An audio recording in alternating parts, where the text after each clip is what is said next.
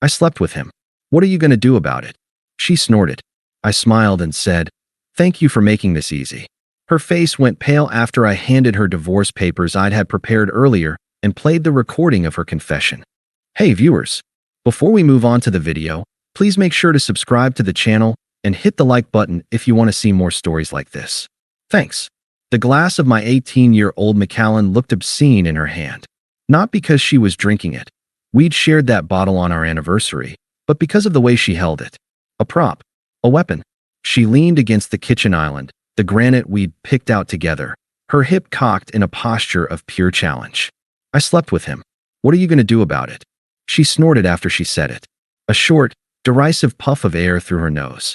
The defiance in her eyes wasn't the hot, messy kind from too much wine. It was cold, calculated. She was waiting for the explosion. For 7 years, I knew every micro-expression on Sarah's face. The crinkle of frustration when she couldn't find her keys. The soft, sleepy bloom of happiness in the morning. This was a new mask. One carved from contempt and a strange, giddy bravery. My heart didn't hammer. It didn't break.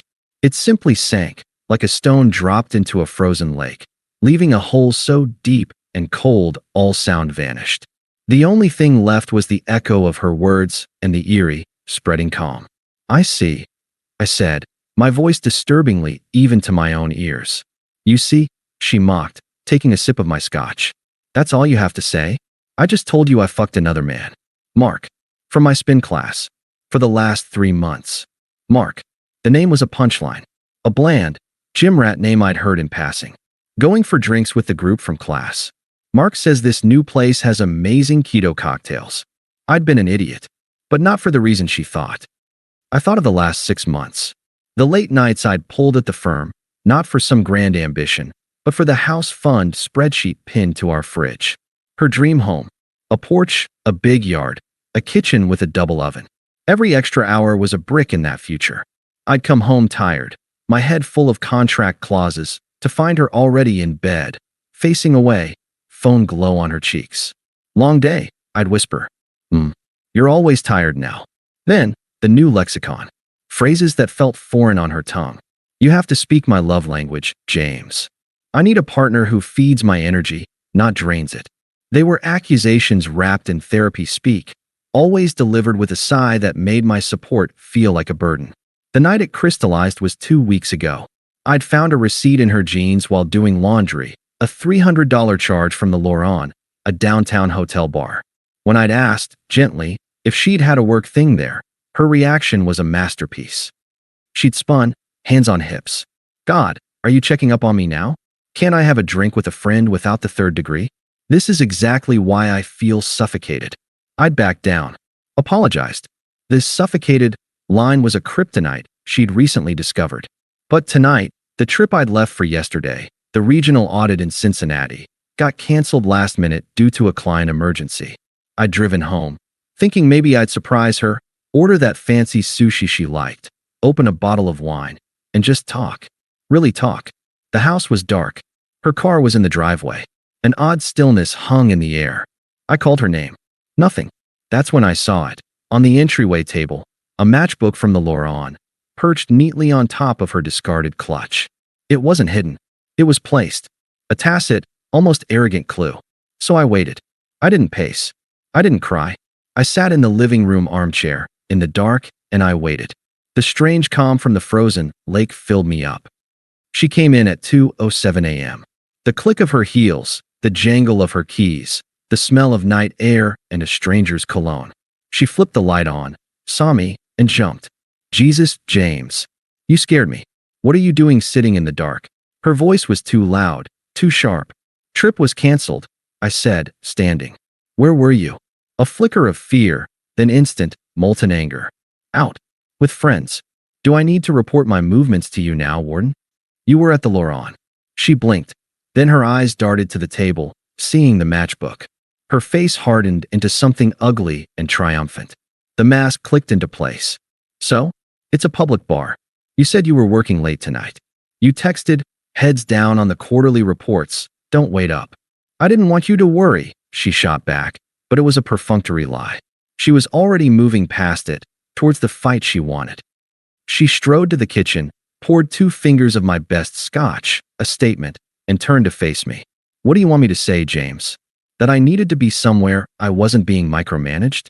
Somewhere people actually know how to have fun. And so it began. The redirect. The blame. It was my fault for working too much. My fault for being emotionally unavailable. My fault for being a safe, predictable bet that had become a prison sentence. Each barb was designed to wound, to provoke the reaction that would justify her next move. I let her talk. I absorbed it. The calm inside me grew colder, clearer. Finally, I asked the simple, direct question. The one she'd been dancing around. Sarah, are you seeing someone else? She slammed the glass down. You want the truth? The raw, unfiltered truth you're always begging for? Fine. Mark is everything you're not. He's spontaneous. He's exciting. He sees me. He wants me. You just maintain me. Like a fucking project on your to-do list. A house plant you water out of obligation. The words were meant to eviscerate. And they did. But they also cut through the last of the fog. This wasn't a stumble. This was a choice. A demolition. I looked at her, this stranger in my wife's skin, her chest heaving with manufactured passion. Are you saying you're having an affair? I asked, my voice flat. A clinical question. That's when the snort came. The eye roll. The final, glorious overplay of her hand. She leaned back, swirling the amber liquid, a queen dismissing a peasant. I slept with him. A pause for effect, her eyes locking onto mine, hungry for the devastation. What are you going to do about it? The silence stretched. She leaned forward, expecting tears, shouts, maybe begging. The script called for it. I felt it then, not anger, not sorrow. A profound, almost dizzying relief. The prison door wasn't just unlocked. She'd gleefully ripped it off its hinges. My lips curved. Not a smirk. Not a grin. A small, tired, utterly genuine smile of gratitude. Thank you, I said softly. The mask on her face faltered. The triumphant glow in her eyes sputtered and died, replaced by a flicker of pure, uncomprehending confusion. The script was wrong. Her line had been delivered, but I hadn't recited mine. The infuriating betrayal was complete, and she had no idea she'd just given me the only thing I needed. Incontestable, undeniable freedom. The silence after my thank you was thicker than the scotch in her glass. Sarah blinked, the confusion on her face morphing into a flicker of irritation. I hadn't followed the script. I hadn't thrown a fit, hadn't collapsed, hadn't given her the dramatic fuel she needed to paint herself as the liberated victim of a stodgy, unfeeling husband. Thank you, she repeated, the words tasting sour. What the hell is that supposed to mean? It means you've made everything perfectly clear, I said, my voice still that same, steady monotone. There's no more ambiguity. No more working on it. No more doubt. I turned and walked out of the kitchen, not with the hurried, angry stomp she expected, but with a deliberate, calm pace. I heard her heels click on the tile behind me. Where are you going? We're not done, she demanded, her bravado cracking around the edges. I didn't answer. I walked down the short hall to my office, the small second bedroom I'd used for remote work. My space. I'd spent countless hours in here, not just working, but planning, preparing, hoping I was wrong, but knowing, deep in my gut, that I needed to be ready if I was right. The sleek, black lawyer's folder was in the top drawer of my desk, right where I'd left it 3 weeks ago, after my second consultation with Diane Everson, a divorce attorney known for being a calm, surgical tactician. I picked it up. It had a satisfying, final weight. When I turned, Sarah was in the doorway, her arms crossed, but the pose looked defensive now, not defiant. What is that? She asked, her eyes glued to the folder.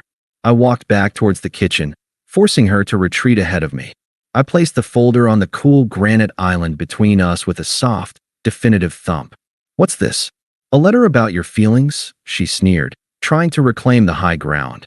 But her gaze was uneasy. Divorce papers, I said. I opened the folder. On top was the summons and complaint, her name and mine in stark, official font. I had my lawyer draw them up 3 weeks ago. I just needed uncontestable grounds. Her breath hitched. 3 weeks, you bastard. You were planning this. I was protecting myself. I corrected gently, almost kindly. You provided the reason. I took my phone from my pocket. My movements were slow, methodical. I opened the voice memo app, found the file labeled H. 10/23, and tapped play.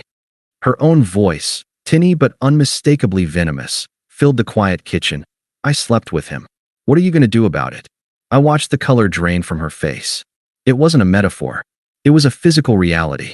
The rosy, flushed anger leached away, leaving her skin a sickly, papery white. Her knuckles, where she gripped the edge of the counter, were bone white. The arrogant tilt of her chin vanished. Her neck seemed to lose the strength to hold her head up. She looked at the phone in my hand as if it were a venomous snake. You recorded me?" The words were a whisper, ragged with disbelief. Then, fury ignited the panic. "You set me up?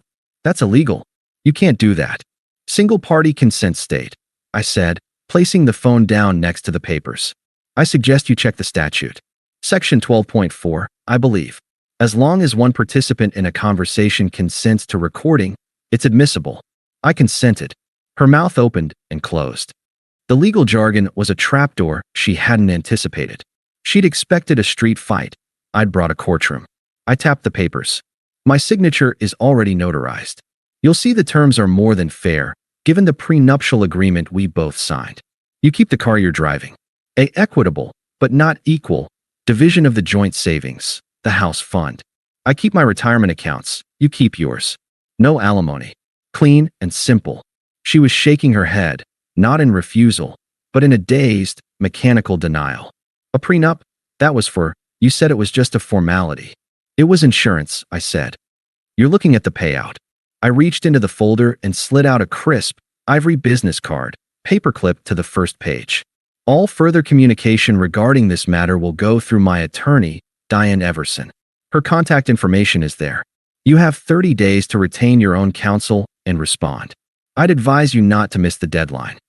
The sheer, bureaucratic finality of it was my weapon. I wasn't arguing, wasn't yelling. I was administering. I was closing a file. "You can't just..." She stammered, her eyes wild, darting from the papers to my face, searching for the weakness, the hurt, the something she could grab onto. "Where will you go?" "This is your house, too. I'll be at the Marriott Grand for the week," I said, as if giving a colleague my travel itinerary.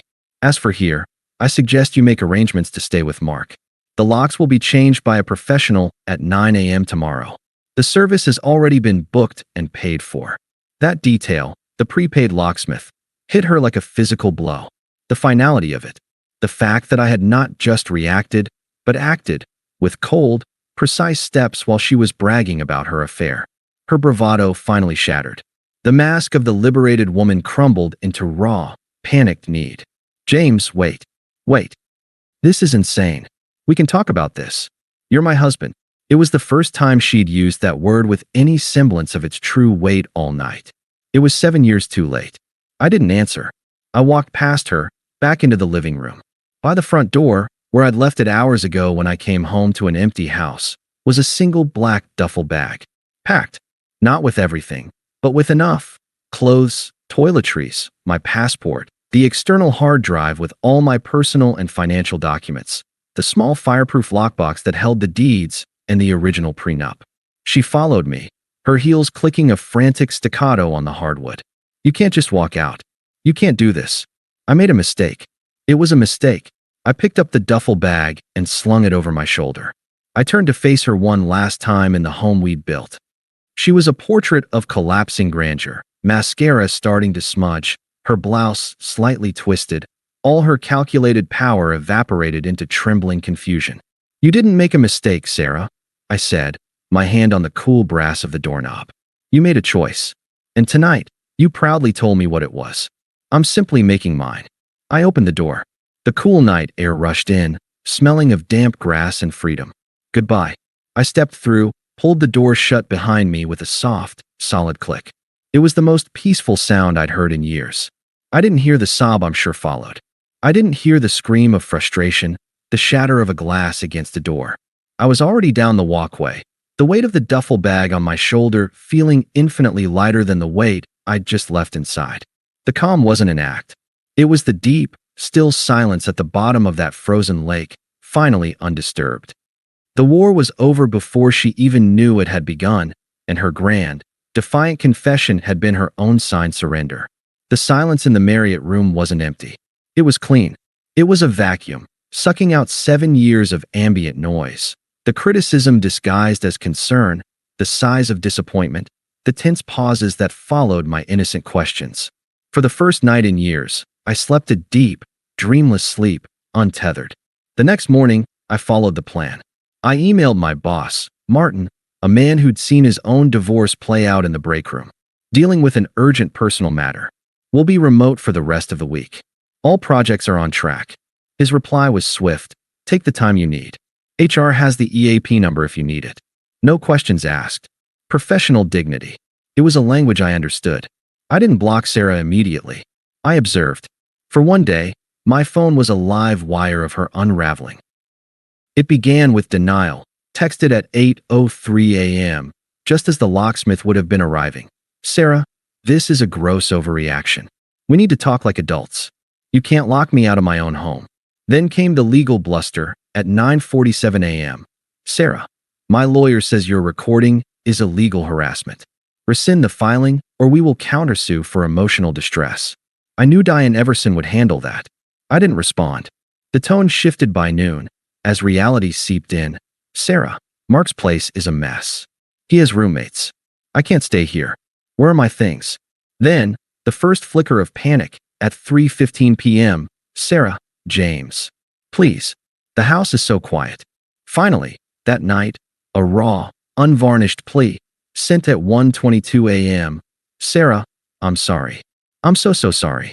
It was the biggest mistake of my life. I'll end it with him today. Just come home. Each message was a wave crashing against a seawall I didn't even know I'd built. I felt nothing but a distant, analytical pity. Not for her, but for the performance. This was the script she should have followed before the confession. Remorse, not triumph. It was too late. After the 1:22 a.m. text, I blocked her number. I deleted my social media apps. I created a new email filter that sent anything from her or her known addresses directly to a folder labeled legal, which I would only check with Diane. The freedom was physical. I started running along the river trail near the hotel. The burn in my lungs felt like purification. I ate when I was hungry, usually at the bar of some casual restaurant, reading a book on my tablet. I reconnected with 2 old college friends for awkward but genuine beers where I simply said, Sarah and I are splitting. It's for the best.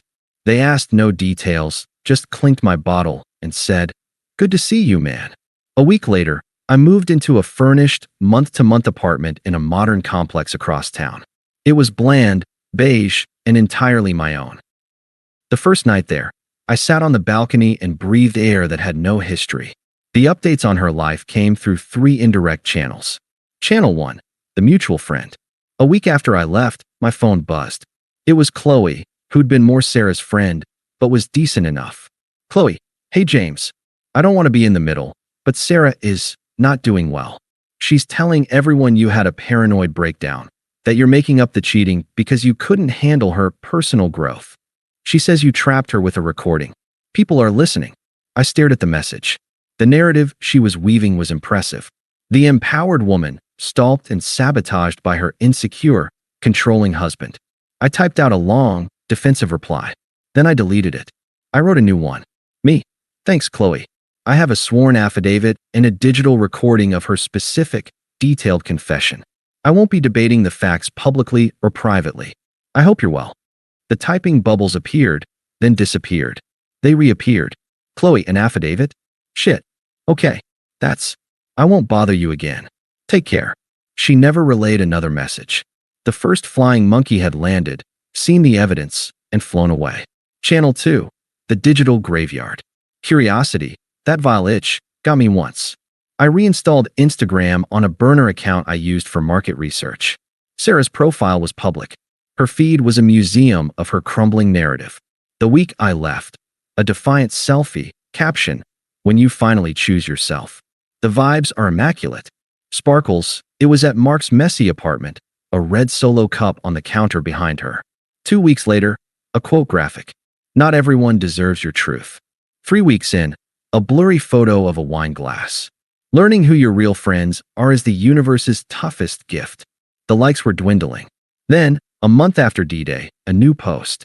A photo of her hand, No wedding ring. Resting on a legal-looking document. Caption: Fighting for my truth. Hashtag resilience. It was the most transparent, pathetic piece of theater. She was trying to curate her downfall into a heroine's journey. The comments were a mix of vague heart emojis from distant acquaintances and suspicious silence from people who actually knew us. I closed the app, deleted it again. It was like watching a car crash in slow motion from a mile away. There was no schadenfreude, only a dull confirmation. Channel 3, Diane Everson's clinical summaries. This was the main event. Diane's emails were masterpieces of detached competence. Service. Documents were successfully served to respondent, Sarah, at her place of temporary residence, address noted, 22B, Clark Street, Apt 4. Service acknowledged by a Mark Dobson. So, she was at his place. Good. Response. Respondent has retained counsel, Andrew Finch. He has filed a motion to dismiss based on fraudulent inducement regarding the prenuptial agreement and illegally obtained evidence. We have scheduled a hearing for 30 days. Our position is strong. The prenup is ironclad and the recording is permissible. They are posturing. Discovery. In the spirit of transparency and to encourage settlement, we provided respondents' counsel with a copy of the recording, as well as your travel records and credit card statements which corroborate your timeline and disprove any claim of abandonment. After review, Attorney Finch has withdrawn the motion to dismiss. He is now requesting mediation for asset division. I could read between Diane's sterile lines. Sarah's lawyer had heard her voice, sneering and defiant, on that recording. He'd seen the evidence. He'd told her the case was a loser. The bluster was over. The final email from Diane before the silent period was the most telling. Personal note. Respondent's counsel has informally indicated his client is experiencing significant personal upheaval and requests a pause in proceedings. He noted the third party involved, Mark Dobson, is no longer residing at the Clark Street address and is, in fact, not responding to her communications. We have not agreed to a pause. The clock is ticking on her response. We proceed. I read that line 3 times. No longer residing, not responding to her communications. So Mark, the exciting upgrade, the man who understood her, had done what men like him do. He'd taken what he wanted from a willing married woman and evaporated the moment that woman came with baggage, specifically, the baggage of a homeless, legally entangled, emotionally volatile mistress. He'd gotten the thrill of the conquest and bolted when maintenance was required. The poetic justice was so perfect it felt almost cliché. She had discarded me for a fantasy and had, in turn, been discarded by it. The house of cards she'd built on defiance and delusion had collapsed, leaving her alone in the rubble. I didn't feel vindicated. I felt nothing. The man who would have felt something, rage, pity, smug satisfaction, had been left in that house with the granite countertops. The man in the beige apartment felt only a deepening sense of peace. Her chaos was no longer my circus. Her consequences were not my concern. I used the house fund money, now just the fund, as a down payment on a sleek, new motorcycle. Something Sarah would have never allowed. On weekends, I rode. The world became a roar of wind and a blur of trees, scouring the last remaining echoes of her voice from my mind. The quiet middle wasn't a pause. It was the foundation of a new life, poured in silence, strong enough to build anything upon. And as I rode, I realized I wasn't waiting for karma to hit her. I was simply, finally gone. The silence from my end was absolute. A void. And nature, as they say, abhors a vacuum. Sarah's life had become one, and she began throwing everything she had into mine, trying to create noise, a reaction, a crack in the wall. Attempt 1, the mistake gambit. A new number lit up my phone 6 weeks after I'd left. I'd changed my number, but she'd clearly gotten it from an old mutual account or a desperate plea to a confused relative. The text came through on a Tuesday evening. Unknown number. James, this has gone too far. We need to talk. It was a mistake. A horrible, stupid mistake. You're my husband. We took vows. This isn't who we are. It was the first draft of her new narrative. The mistake framework. It was meant to sound raw, but it felt rehearsed. I didn't reply. I simply blocked the number. The act was becoming routine, almost meditative. Attempt 2, the Flying Monkey Squadron. 3 days later, My personal email, which I kept strictly for friends and family, pinged with a message from her mother, Linda. The subject line was, "Please, James." The email itself was a masterclass in benevolent manipulation. "James, sweetie, it's Linda. I hope you're well. I'm writing not as her mother, but as someone who loves you both. She's a mess. Truly. She made a terrible error in judgment. But my God, haven't we all? You took vows, for better or worse. This is the worse. Can't you find it in your heart to be the bigger man, to forgive? She's spiraling. She needs you. She loves you. This legal war is destroying her. Please, just call me. Let's talk this through like the family we are." I read it once. The tone, the faux concern, the appeal to my supposed obligation, the gentle chiding to be the bigger man, a phrase that always meant succor, itched at an old, compliant part of me. That part was smaller now. I hit delete. I did not apologize. I did not express sympathy. I vanished the plea into the digital ether. If Linda was her general, her troops were deserting. Attempt 3, the bribed gatekeeper and the angry plea. A week later, a LinkedIn connection request. From Mark Dobson. My eyebrow nearly hit my hairline. The message attached was terse, clearly dictated or heavily influenced. "James. Mark here. Look, this is awkward. Sarah is staying with me, and it's not working out. She's crying all the time, man. She says you have all the money locked up. She just wants to talk to you, to apologize. Can you just call her? For everyone's sanity. I'll give you my new number below." So, Mark was back in the picture, or she'd somehow wheedled her way back to him, and he was now so inconvenienced he was acting as her secretary. The sheer, pathetic transparency of it was almost funny. He wanted his easy life back, and she was the price of admission. I ignored the request. I didn't block him. I let the pending notification sit there, a monument to his irrelevance. Her next email to my lawyer-filtered address was pure, unfiltered fury born of panic. Subject, enough. You win, okay? You humiliated me legally and you've humiliated me with my friends. You've frozen me out financially. Are you happy now? Have you proven your point? I'm losing everything. My home, my friends, my dignity. Now can we please talk like two adults who shared a life and fix this? Or are you really that cruel? It was the sound of a gambler who'd lost her last chip, trying to blame the dealer. I forwarded it to Diane with a 2-word note. As expected. Diane's reply. The settlement conference is scheduled. Her tone will change there. Attempt 4, the ambush. 2 months to the day after I'd walked out, she found me. I'd moved into a permanent condo, a modern high-rise with a concierge and key fob access for the elevator. I'd chosen it for the silence and the security. I was returning from a long Saturday ride on the motorcycle, helmet in hand, leather jacket worn in, feeling the pleasant ache of miles in my shoulders. As I walked through the polished lobby towards the elevators, a figure uncurled itself from one of the austere lounge chairs. "James." She looked diminished. Not ill, but pared down. Her hair was pulled into a messy bun. She wore yoga pants and a hoodie, the uniform of someone who'd given up on presentation. The defiant fire was gone, replaced by a desperate, hollow exhaustion. I stopped, 5 feet between us. "Sarah, you look different," she said, her voice raspy. It was supposed to be an opening, a compliment. It just felt like an observation. "What do you want?" I asked. "I want to talk. Please. Just for 5 minutes. You won't answer my calls, my emails. My lawyer's information hasn't changed." "Damn it, James. I'm not a client. I'm your wife." Her voice cracked on the word, rising enough that the concierge, Leo, glanced over discreetly. "You stopped being my wife the moment you decided to be Mark's mistress," I said, not unkindly, just factually. "The paperwork is a formality." Tears welled in her eyes. Real ones, this time. The anger bled out, leaving pure, wretched need. I was lost. I was stupid and insecure, and he flattered me. It was a fantasy. It meant nothing. "You're my reality. You're my husband. I love you." I never stopped.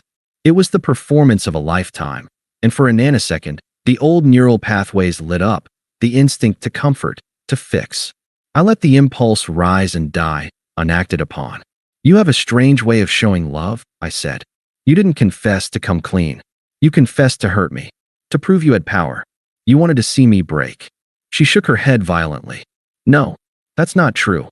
"It is," I said, my voice still calm. "And when I didn't break, you panicked." Now you're here not because you love me, but because the fantasy collapsed and you have nowhere else to go. Mark's gone, isn't he? She flinched as if I'd struck her. The confirmation was written in the fresh tears that spilled over. He used me. He's a liar. I know, I said. I could have told you that. But you had to learn it for yourself. She took a shaky step forward. So that's it. After 7 years? You're just a cold, heartless robot? You're just going to let me drown? You never loved me either. This was it. The final lunge. If she couldn't have salvation, she'd settle for making us both villains. She wanted a fight, a messy, emotional brawl where pain was the proof of love. I didn't give it to her. I looked at her, this woman I'd once planned a life with, and felt a vast, untroubled distance. The philosopher in me finally spoke. I did love you, Sarah. Deeply. I loved the woman I believed you were. The woman who was a partner. Who wanted that house with the double oven. I paused, letting the memory of that shared dream hang in the sterile air between us. And when you showed me, with absolute clarity, who you actually were, someone capable of cruelty, of betrayal, of trying to weaponize my love to hurt me, I believed you. I didn't argue. I didn't bargain. I accepted the truth. She stared, mute, the script she'd prepared useless against this quiet certainty. I mourned that man and that marriage already. I continued. In that hotel room the first week, I cried for the future we lost. And then I got up. The legal proceedings, the papers, that's just the administrative echo of a death that already happened. My life now is peaceful. It's mine. I saw the final understanding dawn in her eyes. Not that she had lost me, but that I was already gone. Long gone. She was shouting into a canyon where I no longer lived. I don't hate you, I said, and it was the most devastating thing I could have said, because it was true. I just don't think about you. Your lawyer has the final settlement offer. It's fair. Sign it, and you can start your life over, for real this time. Not as a fantasy, but as a reality. One you build yourself. I turned toward the elevators. James. It was a wail, the last gasp. I turned back, one last time. Leo the concierge was now standing, alert, ready to intervene if I signaled. Goodbye, Sarah. I walked to the elevator, my fob in hand. I didn't look back. I heard a single, choked sob, then the sound of quick footsteps retreating across the marble floor, out through the automatic doors into the indifferent city. The elevator arrived with a soft chime. I stepped in. The doors closed, sealing me in a silent, ascending box. I felt nothing but a profound, unshakable quiet. The war was not just over. The battlefield had been sold, paved over, and a new, sturdy structure now stood in its place. She was not an enemy, not a lover, not a ghost. She was a fact, a resolved item on a ledger that was now closed. Later that week, Diane emailed. Respondent has signed the settlement agreement. All terms accepted. Judgment will be entered next Friday. It's done. I was at a small, sun-drenched cafe when I read it, having coffee with Elena, a woman I'd met a few weeks prior at a bookstore. She was telling me about her upcoming photography exhibit, her hands animated, her eyes bright with passion. I listened, truly listened, and felt a simple, uncomplicated joy. My phone buzzed with Diane's email. I glanced at it, read the two decisive words, "It's done," and felt a final, invisible chain fall away, soundlessly, into the past. I looked back at Elena, who had paused, concerned by my glance at the phone. "Everything okay?" she asked. I smiled, a real, easy smile that started deep within the peace I'd built. "Everything," I said, putting the phone face down on the table, leaving the past in its proper place, "is perfect." The story was no longer about betrayal, or karma, or a cruel confession on a granite countertop. It was about the quiet after the storm, and the new day dawning, clear and full of promise. She was irrelevant, and in that irrelevance, I found my ultimate, quiet victory. Thanks for watching. Make sure to subscribe to the channel and hit the like button. What do you think about this story? Share it in the comments.